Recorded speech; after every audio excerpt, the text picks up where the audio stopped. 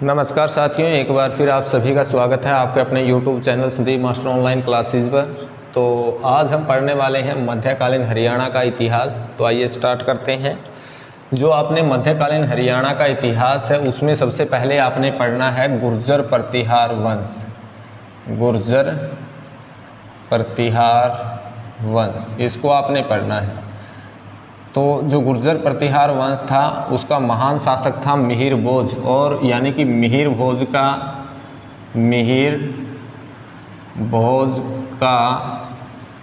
पेहोवा अभिलेख 882 ईस्वी से जानकारी मिलती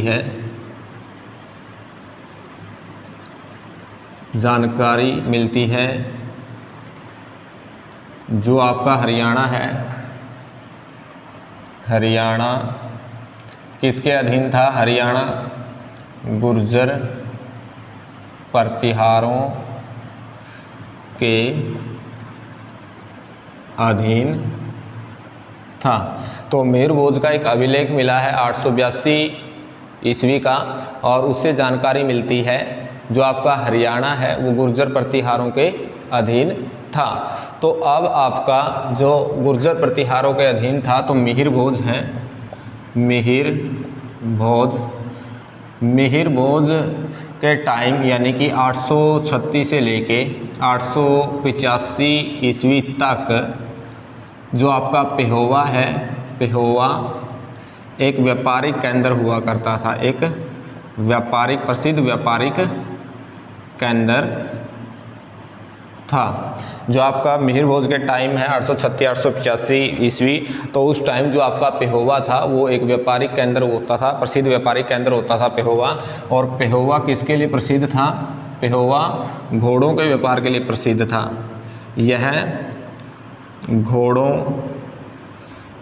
के व्यापार के लिए प्रसिद्ध था। उसके बाद जो गुर्जर प्रतिहार वंश है और तोमर वंश है, तो उन दोनों में संघर्ष होता है और गुर्जर प्रतिहार वंश की हार होती है। और जो नेक्स्ट आपने पढ़ना है वो पढ़ना है तोमर। तो गुर्जर प्रतिहार वंश के बारे में सिर्फ आपने इतना ही पढ़ना है। उसके बाद आपने पढ़ना है तोमर वंश। और जो तोमर वंश था हरियाणा में आया, तो इसका जो महान राजा था वो था अनंगपाल तोमर इस वंश का महान राजा था। और जो अनंगपाल तोमर है, अनंगपाल तोमर ने क्या किया था? अनंगपाल तोमर ने आपका दिल्ली को बसाया था, दिल्ली को बसाया था। और जो अनंगपाल है इसी ने क्या किया था? फरीदाबाद में सूरज कुंड या फिर म्यूर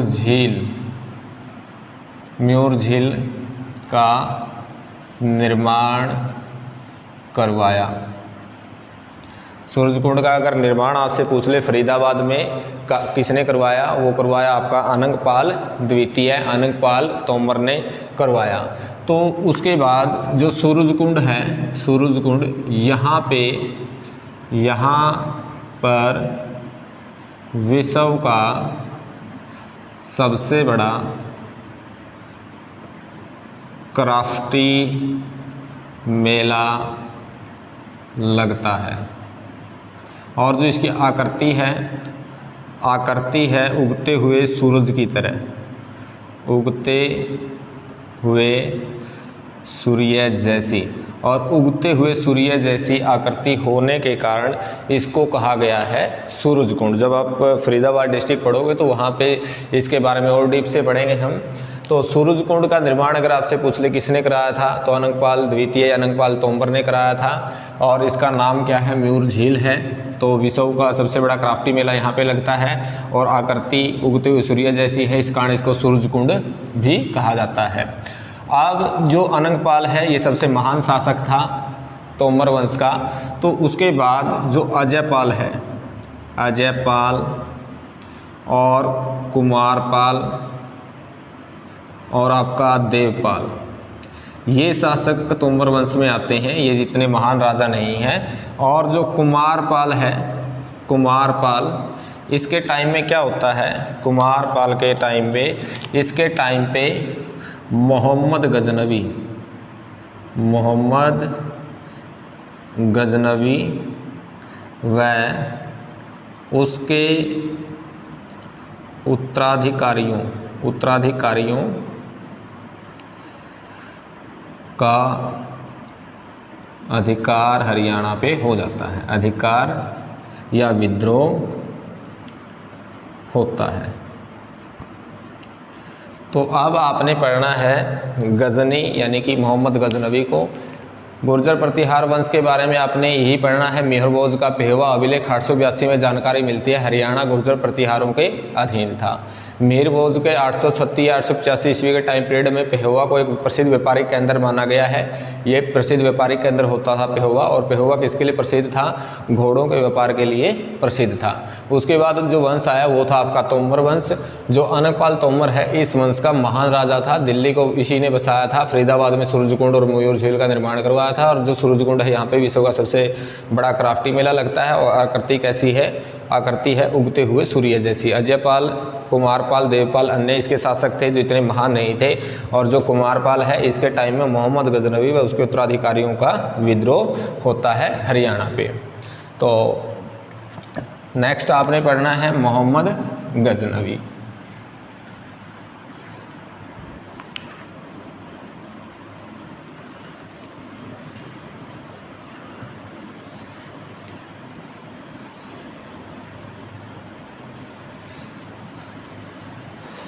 नेक्स्ट आपने मोहम्मद गजनवी पढ़ना है। मोहम्मद गजनवी, मोहम्मद गजनवी, जो मोहम्मद गजनवी हैं, भारत पर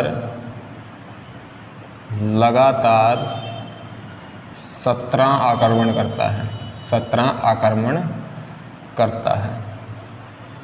तो आपने भारत के बारे में नहीं पढ़ना। तो हरियाणा के ऊपर जो अटैक है, हरियाणा के ऊपर सबसे पहले गजनवी ने 1009 में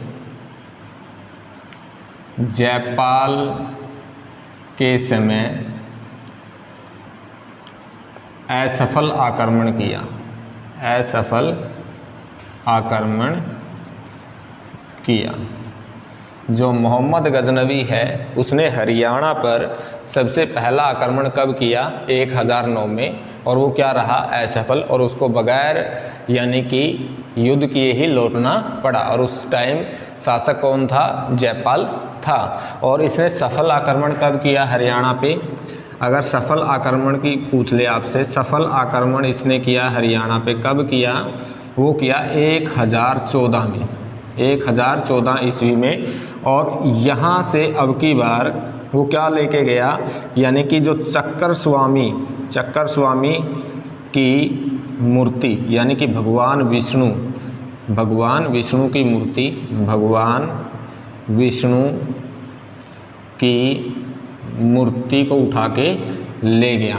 और इस चक्कर स्वामिनी की मूर्ति को कहाँ लेके गया, गजनी लेके गया। और वहाँ पे रंगभूमि में गजनी ले जाकर रंगभूमि में रखवा दिया, रंगभूमि में रखवा दिया। जो चक्कर स्वामिनी की मूर्ति है, यानी कि कांस्य की भगवान की मूर्तियाँ होती थी और वो अपने हाथ में चक्कर धारण किए हुए होते थे, तो इस कारण इसको चक्कर स्वामी की मूर्ति, आदम कद की मूर्ति कहा जाता है। तो भगवान विष्णु की मूर्ति थी ये। तो इस मूर्ति को उठा के जो गजनवी है वो गजनी ले जाता है उठा के, और उसको कहाँ पे रख देता है, चक्कर स्वामिनी की मूर्ति को रंगभूमि में रखवा देता है। तो हरियाणा के ऊपर सबसे पहला सफल आक्रमण कब करता है, 1009 में, और सफल आक्रमण कब करता है, 1014 में करता है। अब जो मोहम्मद गजनवी है, मोहम्मद गजनवी है, इसकी जो उपाधि है, मोहम्मद गजनवी की जो उपाधि अगर आपसे पूछ ले, उपाधि थी यामिन उद दौला। पेपर में पूछा गया है। यामिन उद दौला किसकी उपाधि थी? मोहम्मद गौरी की और गजनवी की। और द्वितीय उपाधि क्या थी? यामिन उल मिल्लाह। अगर आपसे पूछ ले यामिन उल मिल्लाह, यामिन उद दौला किसकी उपाधि थी? ये दोनों उपाधि थी मोहम्मद गजनवी की। अब जो प्रसिद्ध व्यक्ति थे वो कौन कौन इसके साम्राज्य में आया था इसके साथ? अल बैरूनी, जिसको अबू रेहान कहा जाता है। एक तो आया था इसके टाइम में अल बैरूनी, इसको कहा जाता था अबू रेहान कहा जाता था। और इसने क्या लिखा है? इसने लिखा है किताब उल हिंद लिखा है। और किताबुल हिंद की भाषा कैसी है? भाषा अगर पूछ ले तो अरबी भाषा है। किताबुल हिंद पूछ ले आपसे, या फिर तहकीक ए हिंद, तहकीक ए हिंद, ये दोनों किसकी रचनाएं थी? तहकीक ए हिंद या फिर किताबुल हिंद, ये दोनों रचनाएं थी, ये आपकी इसकी अल बैरूनी की थी। दोनों रचनाएं किसकी थी? अल बैरूनी की थी। और ये किसके टाइम में आया था? ये मोहम्मद गजनवी के टाइम में भारत पे आया था। कब आया था? 11वीं शताब्दी में। कब आया था? 11वीं शताब्दी में आया था। और टाइम पीरियड 1018-1019 था, यानी कि 1018 या 19 के बीच में 11वीं शताब्दी में भारत में आया था। किसके टाइम में आया था? अल बैरूनी, मोहम्मद गजनवी के टाइम में आया था। और इसने किताबुल हिंद, तहकीक हिंद लिखी। और भाषा कैसी थी? अरबी। तो भाषा कैसी थी? अरबी थी। तो अब जो अल बैरूनी है, ये भारत में अगर पूछा गया था तो ये भारत में आया था कन्नौज अभियान के दौरान। कन्नौज अभियान के दौरान भारत में आया था आपका जो गजनवी है। दूसरा जो व्यक्ति था वो था आपका फिरदौसी। और फिरदौसी ने क्या लिखा है? फिरदौसी ने लिखा है आपका शाहनामा। और इसको फारसी भाषा का जनक भी माना जाता है। फारसी भाषा का जनक माना जाता है। और तीसरा जो व्यक्ति था वो था आपका उत्बी। तीसरा व्यक्ति था उत्बी, और इसने लिखी है तारिख ए यामिनी। इसने क्या लिखी है? तारिख ए यामिनी लिखी है। अगर गजनवी के बारे में पूछ ले, पहला एसफल आक्रमण कब किया? 1009 पे एसफल आक्रमण किया। और शासक कौन था? जयपाल था। तो इसको बगैर युद्ध किए लौटना पड़ा वापस। और सफल आक्रमण कब किया? हरियाणा पे 1014 में किया। और वहाँ से चक्कर स्वामिनी की जो मूर्ति है थानेसर से, इसने दोनों आक्रमण कहाँ पे किए थे? ये किए थे थानेसर पे। कहाँ पे किए थे? हरियाणा में थानेसर पे किए थे। थानेसर पर आक्रमण किए थे। और यहाँ से जो चक्कर स्वामिनी की मूर्ति है, भगवान विष्णु की मूर्ति है, तो उसको उठा के कहाँ पे ले गया? गजनी ले गया। और वहाँ ले जाकर रंगभूमि में रखवा दिया। तो मोहम्मद गजनवी की जो उपाधि है, अगर वो आपसे पूछ ले तो यामिन उद दौला रहेगी और यामिन उल मिल्लाह। अल बैरूनी इसके टाइम में आया था, फिरदौसी आया था, उत्बी आया था। इन तीनों की रचना पूछी गई है। तो अगर आपसे अल बैरूनी का नाम पूछे तो अबू रेहान रहेगा। 11वीं शताब्दी में कन्नौज अभियान के दौरान 1018-19 में आया था भारत में। तो इसने पुस्तक लिखी है किताबुल हिंद, तहकीक हिंद। भाषा कैसी थी? अरबी थी। तो जो फिरदौसी है उसने कौन सी बुक लिखी? शाहनामा लिखी। और फारसी भाषा का जनक इसको माना जाता है। उत्बी ने क्या लिखा? तारिख यामिनी लिखा। तो सीधा डायरेक्टली बुक पूछता है या फिर राज्य कवि पूछता है, उनके टाइम में जो प्रसिद्ध कवि आए थे या व्यक्ति आए थे उनके बारे में पूछता है। तो इनको आपने याद करना है।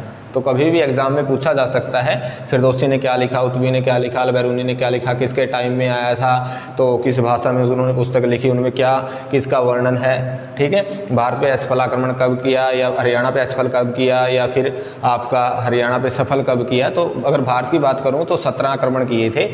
और अब क्या पढ़ना है आपने? अब आपने पढ़ना है मोहम्मद गजनवी का बेटा था मसूद, यानी कि मोहम्मद गजनवी का बेटा कौन था? मसूद था। मसूद के बारे में पढ़ना है आपने।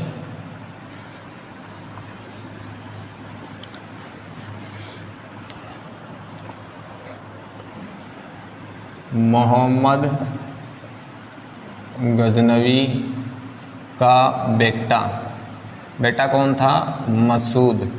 और इस मसूद ने 1037 में क्या कहा? हांसी और सोनीपत पर आक्रमण किया, या फिर हांसी और सोनीपत पर अधिकार किया। किसको हरा के? कुमारपाल, तेजपाल को हरा के, तेजपाल को हराकर। और तेजपाल कहाँ का शासक था? रेवाड़ी का शासक। पूछा गया है तेजपाल कहाँ का शासक था, तो ये था रेवाड़ी का शासक। और राजधानी किसे बनाया? राजधानी बनाया इसने अपनी हांसी को। राजधानी किसको बनाया? हांसी को बनाया। अब उसके बाद मसूद का जो बेटा है, मसूद का बेटा नाम था उसका मदूद। तो मदूद ने क्या किया? हरियाणा पे आक्रमण किया। हरियाणा पर आक्रमण किया। जो ये मदूद था किसका बेटा था? ये था आपका मसूद का। और इसने क्या किया? इसने किया यानी कि हरियाणा पर आक्रमण किया। और हरियाणा पे आक्रमण कब किया? 1043 ईस्वी में इसने हरियाणा पे आक्रमण किया। बट जो कलचुरी शासक और जो गुर्जर हैं और गुर्जर प्रतिहार या फिर तोमर, इनका साथ पाके, इन तोमरों के साथ मिलके जो कुमारपाल था, तोमरों के साथ मिलकर कुमारपाल, जो तोमर वंश का शासक था, कुमारपाल ने इसको हराया। तो अब की बार ये सफल ना हुआ। और जो कुमारपाल था, जो कलचुरी शासक थे या फिर गुर्जर प्रतिहार शासक थे, तो उनके साथ मिलके, तोमर शासकों के साथ मिलके कुमारपाल ने किसको हरा दिया? मदूद को हरा दिया। अब जो उसके बाद है, उसके बाद आता है इसका उत्तराधिकारी यानी कि इब्राहिम। और इब्राहिम क्या करता है? पूरे हरियाणा पे अपना अधिकार कर लेता है। तो संपूर्ण हरियाणा पे अधिकार कौन करता है? तो करता है यानी कि मदूद का उत्तराधिकारी कौन है? वो है आपका इब्राहिम। तो जो इब्राहिम है, इब्राहिम को क्या कर लेता है? संपूर्ण हरियाणा पर अपना अधिकार कर लेता है। पूछा गया है प्रश्न, संपूर्ण अधिकार मतलब हरियाणा पे अधिकार किसका होता है? तो होता है इब्राहिम का। आपने गुर्जर प्रतिहार पढ़ा, तोमर पढ़ा, मोहम्मद गजनवी पढ़ा, और उसका जो बेटा था मसूद, और मसूद का बेटा था मदूद, और मदूद का उत्तराधिकारी था इब्राहिम। तो इसके जस्ट नेक्स्ट आपने क्या पढ़ना है? इसके जस्ट आपने पढ़ना है भादानक राज्य। इसके बाद भादानक राज्य आपने पढ़ना है। जो भादानक राज्य है इसके बारे में ज़्यादा नहीं पढ़ना आपने, सिर्फ यही पूछा गया था। तो किसके सामंत थे? गुर्जर प्रतिहार के सामंत थे। जो आपका भादानक थे, भादानक ये क्या थे? गुर्जर प्रतिहारों के सामंत यानी कि किसी के अधीन होना। तो किसके अधीन होकर काम करता था भादानक राज्य? तो गुर्जर प्रतिहारों के ये सामंत थे, इनके अधीन थे। और इनका यानी कि भादानक राज्य का जो पतन है या फिर अंत है, अंत किसने किया? वो किया पृथ्वीराज चौहान ने। पृथ्वीराज चौहान ने किया। अब जो भादानक राज्य है उसके बाद आपने क्या पढ़ना है? जाहिर सी बात है, तो चौहानों ने इनका पतन किया, तो चौहान वंश अपना अधिकार हरियाणा पे करेगा। तो अब आपने पढ़ना है चौहान वंश का सबसे पहला तो राजा था अर्णोराज। इसने 1139 में क्या किया? हरियाणा पर अधिकार किया। अर्णोराज का पूछा गया है, अर्णोराज ने हरियाणा पे अधिकार कब किया? तो अर्णोराज ने 1139 में हरियाणा पर अधिकार किया। अब उसके बाद यानी कि अर्णोराज के बाद कौन आएगा? उसके बाद आएगा आपका विग्रहराज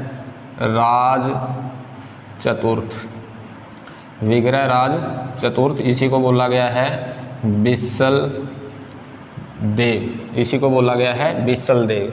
और इसने क्या किया, इसने हरियाणा पे आक्रमण किया 1156 ईस्वी में। हरियाणा पर आक्रमण किया और इसी ने क्या किया, अंतिम रूप से इसी ने अंतिम रूप से जो तोमर है, तोमरों का पतन किया। अगर आपसे पूछ ले अंतिम रूप से तोमरों का पतन किसने किया, तो अंतिम रूप से तोमरों का पतन किया विग्रहराज चतुर्थ ने। और किस वंश का शासक था, चौहान वंश का शासक था। अर्णोराज ने हरियाणा पे कब अधिकार किया, 1139 में। और भादानक कौन थे, गुर्जर प्रतिहारों के सामंत थे। और अंत किसने किया, पृथ्वीराज चौहान ने। संपूर्ण हरियाणा पे अधिकार किसने किया, ये किया आपका इब्राहिम ने। और जो मदूद है, मदूद का जो उत्तराधिकारी है वो कौन था, इब्राहिम था। अब उसके बाद जो ये जानकारी है तोमरों का इसने पतन किया, ये जानकारी मिलती है टोपरा अभिलेख से। और टोपरा अभिलेख किसने बनवाया था, तो जो टोपरा अभिलेख है इसके बारे में पढ़ लेते हैं। टोपरा अभिलेख काफ़ी बार पढ़ा है। टोपरा अभिलेख है, पहले इसको अम्बाड़ा में स्थापित किया गया, अम्बाड़ा, फिर बाद में यमुनानगर। और स्थापित किसने किया था यहाँ पे, ये किया था अशोक। और अशोक किस डायनेस्टी का राजा था, तो मौर्य वंश का राजा था। और इसके बाद यानी कि जो फिरोज शाह तुगलक था, फिरोज शाह तुगलक वंश का राजा, वो इसको कहाँ पे लेके गया था, दिल्ली। और वर्तमान में कहाँ पे है, दिल्ली विश्वविद्यालय के प्रांगण में है। इसकी लिपि पूछी गई है, लिपि कैसी है इसकी, इसकी लिपि है ब्राह्मी। और इसकी भाषा कैसी है, भाषा है इसकी प्राकृत। भाषा कैसी है, प्राकृत है। लिपि कैसी है, ब्राह्मी है। वर्तमान में कहाँ पे है, दिल्ली विश्वविद्यालय के प्रांगण में है। दिल्ली कौन लेके गया था, फिरोज शाह तुगलक। और अम्बाड़ा या यमुनानगर में स्थापित किसने कराया था, तो ये कराया था अशोक ने। और नाम क्या है इसका दूसरा, दिल्ली टोपरा अभिलेख। और सबसे प्राचीनतम अभिलेख हरियाणा में पूछे तो दिल्ली टोपरा अभिलेख रहेगा। तो यहाँ जो दिल्ली टोपरा अभिलेख है, तो इसके ऊपर 8 अभिलेख उत्कीर्ण है। और 8 अभिलेख में से जो 3 अभिलेख हैं वो किसके हैं, वो है विग्रहराज के। जो विग्रहराज चतुर्थ है, इसके 3 अभिलेख इस पे उत्कीर्ण है। तो उनसे ये जानकारी मिलती है, जो विग्रहराज चतुर्थ है उसने तोमरों का अंतिम रूप से पतन कर दिया था, खात्मा कर दिया था। अब क्या है, अब जो चौहान वंश है, चौहान वंश का जो शासक है महान पृथ्वीराज चौहान। पृथ्वीराज चौहान का युद्ध किसके साथ होता है, पृथ्वीराज चौहान का युद्ध होता है गौरी के साथ। पृथ्वीराज चौहान का युद्ध किसके साथ होता है, गौरी के साथ। तो जो पृथ्वीराज चौहान है, पृथ्वीराज चौहान का युद्ध होता है गौरी, मोहम्मद गौरी के साथ। अब जो गौरी है, गौरी की हार होती है इस युद्ध में, और इसकी क्या होती है, जीत होती है। और हुआ कब था, ये हुआ था 1191 में। कहाँ पे हुआ था, त्रावड़ी। और त्रावड़ी कहाँ पे है, करनाल में है। सीधा डायरेक्टली पूछ लेगा आपसे। तो त्राइन का पहला युद्ध कब हुआ था, 1191 में हुआ था। किस किस के बीच में हुआ था, तो पृथ्वीराज चौहान और गौरी के बीच में हुआ था। हार गौरी की हुई थी, पृथ्वीराज चौहान की जीत हुई थी। कहाँ पे हुआ था, त्रावड़ी में। और त्रावड़ी कहाँ पे है, करनाल में। तो यहाँ से काफ़ी सारे क्वेश्चन बनते हैं। तो अब क्या था, जो ये युद्ध था त्राइन का पहला युद्ध, त्राइन का पहला युद्ध, इसमें जो पृथ्वीराज है, पृथ्वीराज चौहान का साथ किसने दिया, तो वो दिया हाँसी के गवर्नर या हाँसी का शासक था, हाँसी शासक गोविंद राय ने। काफ़ी बार पेपर में पूछा गया है, गोविंद राय। तो अगर पूछ ले आपसे, तो त्राइन का पहला युद्ध 1191 में हुआ। और जो जीत है वो पृथ्वीराज चौहान की होती है, हार गौरी की होती है। पृथ्वीराज चौहान का साथ किसने दिया था, हाँसी के शासक गोविंद राय ने दिया था। अब जो सेकंड है आपका त्राइन का द्वितीय युद्ध, क्या होता है, त्राइन का द्वितीय युद्ध। ये द्वितीय युद्ध किस किस के बीच में, ये भी पृथ्वीराज चौहान के बीच में होता है। और गौरी के बीच में। गौरी की इसमें क्या हो जाती है, जीत हो जाती है और पृथ्वीराज चौहान की हार हो जाती है। कब हुआ था, 1192 में। ये भी कहाँ पे हुआ था, त्रावड़ी में, और त्रावड़ी कहाँ पे है, करनाल में। तो दोनों युद्धों की डेट किस किस के बीच में हुआ, किसकी हार हुई, किसकी जीत हुई, किसने किसका साथ दिया, तो ये आपने करना है। तो अब क्या है, पृथ्वीराज जो चौहान है, पृथ्वीराज चौहान है, इसका जो राज्य कवि था वो था चंदवरदाई। कौन था, चंदवरदाई। तो चंदवरदाई ने क्या लिखा है, पृथ्वीराज रासो लिखी है। काफ़ी बार पेपर में पूछा गया है। जो बुक है शासकों के द्वारा लिखी गई है वो एग्जामिनर पक्का पूछता है। तो अब क्या है, जो पृथ्वीराज है, पृथ्वीराज चौहान के पहले तो अभिलेख मिले हैं, और इसके अभिलेख कहाँ से मिले हैं, ये मिले हैं आपके गुहाना से मिले हैं, और मिले हैं हाँसी से। और हाँसी से क्या मिला है, इसके असीगढ़ का किला या हाँसी का किला बनवाया था। तो इसके अभिलेख कहाँ से मिलते हैं पृथ्वीराज के, वो मिले हैं गुहाना से और हाँसी से। और यहाँ पे इसने क्या किया था, असीगढ़ का किला और या हाँसी का किला बनवाया था। और एग्ज़ाम में पूछा भी गया था, कल रख के अभी फ़िलहाल हुआ है। जो असीगढ़ का किला है किसके लिए फेमस है, तलवारों के युद्ध के लिए फेमस है। जो असीगढ़ का किला किसने बनाया, पृथ्वीराज चौहान ने। किसके लिए फेमस है, तलवारों के युद्ध के लिए। कहाँ पे है, हाँसी में है। ठीक है, तो यानी कि जो अभिलेख है पृथ्वीराज चौहान के वो कहाँ से मिले हैं, वो गुहाना से मिले हैं और हाँसी से मिले हैं। और असीगढ़ का युद्ध मतलब असीगढ़ का किला यहाँ पे इसने बनवाया था, और इसको तलवारों के युद्ध के लिए प्रसिद्ध है। अब जो पृथ्वीराज है, पृथ्वीराज का राज्य कवि कौन है, राज्य कवि था चंदवरदाई। और चंदवरदाई ने क्या लिखी है, पृथ्वीराज रासो। काफ़ी बार पेपर में पूछा गया है, पृथ्वीराज रासो की रचना किसने की है, चंदवरदाई ने। चंदवरदाई कौन था, पृथ्वीराज का कवि था। पृथ्वीराज कौन था, चौहान शासक था। और इसी के साथ क्या थे, दो युद्ध त्राइन के हुए थे। त्राइन का वैसे तृतीय युद्ध भी माना जाता है, वो होगा इल्तुतमिश के टाइम में, यालदोज और इल्तुतमिश के बीच में 1215-16 के बीच में, और जीत होती है इल्तुतमिश की। बट आपने ये दोनों याद करने हैं। पूछा तृतीय युद्ध भी गया है, अगर आपसे त्राइन का तृतीय युद्ध भी पूछ ले, तृतीय युद्ध पूछ ले, तो कब हुआ था, 1215 या 16 में। किस किस के बीच हुआ था, यालदोज और आपका इल्तुतमिश को क्या है, मकबरों का पितामह, दासों का दास कहा जाता है। क्योंकि क्या है, ये कुतुबुद्दीन ऐबक का दास था। और कुतुबुद्दीन ऐबक किसका दास था, गौरी का, उसका गजनवी गौरी का। तो अब क्या है, इसको दासों का दास, मकबरों का पितामह कहा जाता है। तो यालदोज और इल्तुतमिश के बीच में हुआ था। यालदोज की हार होती है और इल्तुतमिश की क्या होती है, जीत होती है। अब पढ़ना है आपने गौरी। अब क्या पढ़ना है, गौरी पढ़ना है।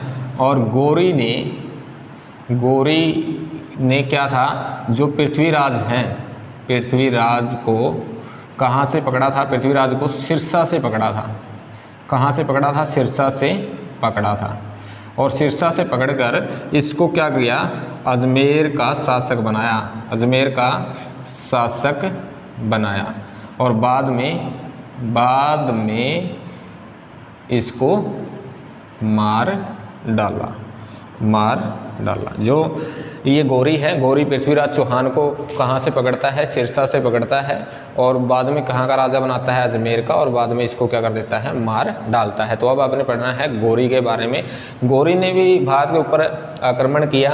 तो गौरी का मकसद क्या था, उद्देश्य था धन लूटना व इस्लाम का प्रचार करना। अगर आपसे गौरी के युद्ध का उद्देश्य पूछ लें, उद्देश्य तो वो था इस्लाम धर्म की स्थापना, इस्लाम धर्म का प्रचार करना, या फिर धन को लूटना।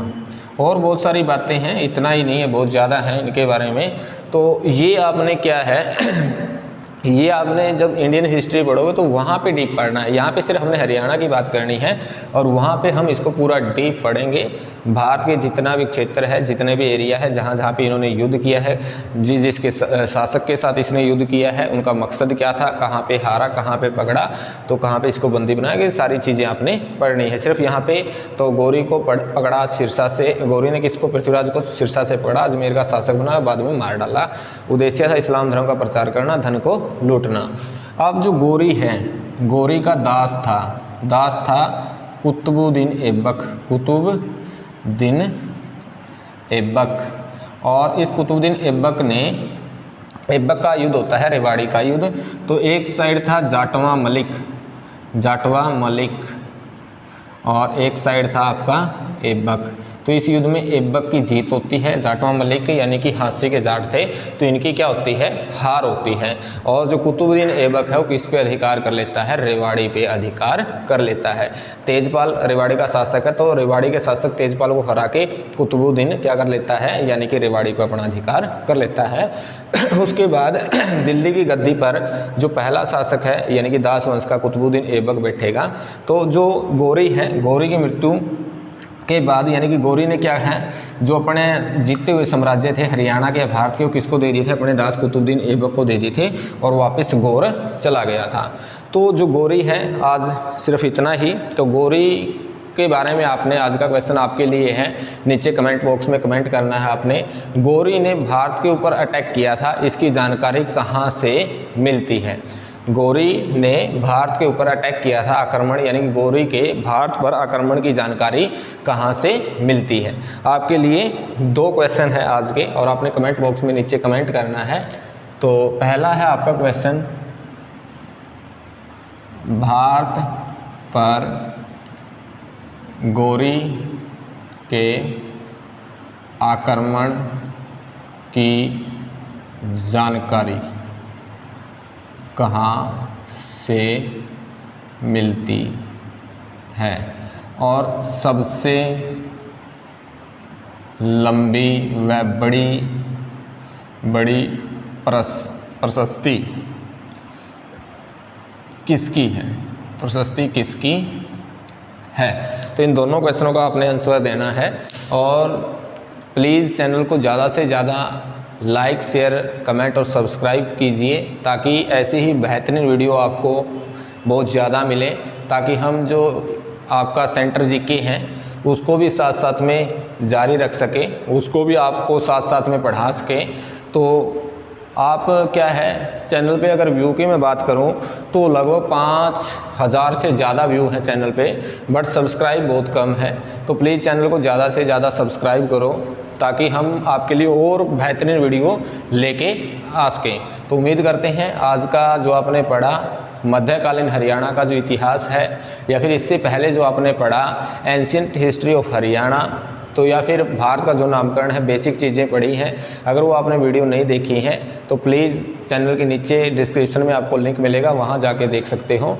तो उम्मीद करते हैं आपको वीडियो अच्छी लगी होगी और अच्छे तरीके से समझ में आया होगा। अगर कोई क्वेरी है, कोई डाउट है तो आप नीचे कमेंट बॉक्स में अपना कमेंट छोड़ सकते हो ताकि हम उसके ऊपर एनालिसिस कर सकें और आपके आंसर जो क्वेश्चन है उनका आंसर या जवाब दे सकें। Okay, thank you class, good luck.